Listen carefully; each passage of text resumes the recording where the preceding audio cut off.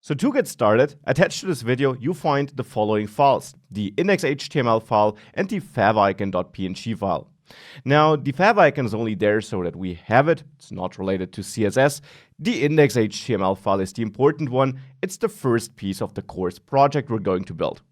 If you open it with your favorite editor or IDE, I am using Visual Studio Code here, then you can see that we get a normal HTML5 skeleton inside of that file. We got a doc type, we got the HTML opening and closing tag, then we got a head section where we set some meta tags as well as a title. And since we're building a fictional web hosting company or the website of this company, we named it uhost. And you have the body tag. Now the body tag, of course, holds the content of our web page.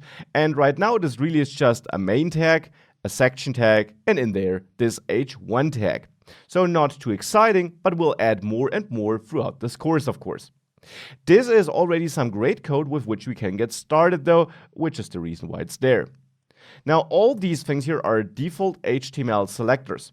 And now if we open that web page, if we double click on that index.html file and we open it in the browser therefore, we should see something like this. The exact thing you see here might differ depending on which browser you use. I'm using Chrome. I strongly recommend using Chrome because of its developer tools, which we'll also use later.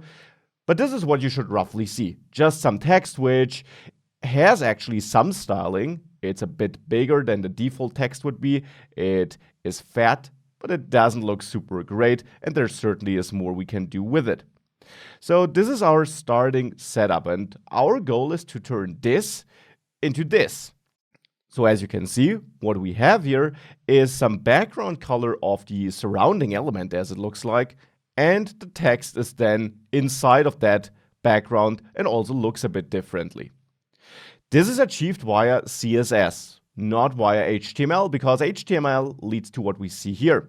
It's about the content and the structure of our page in the end, and we got all of that. We got the content there, we can read it. This page, although it doesn't have that many features right now, is fully usable. This is super important to understand. It's fully usable.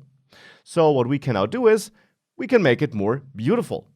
And for that, we can use CSS. Now, in the next video, we'll dive into using CSS, and I will show you 3 different ways of adding CSS code to this page.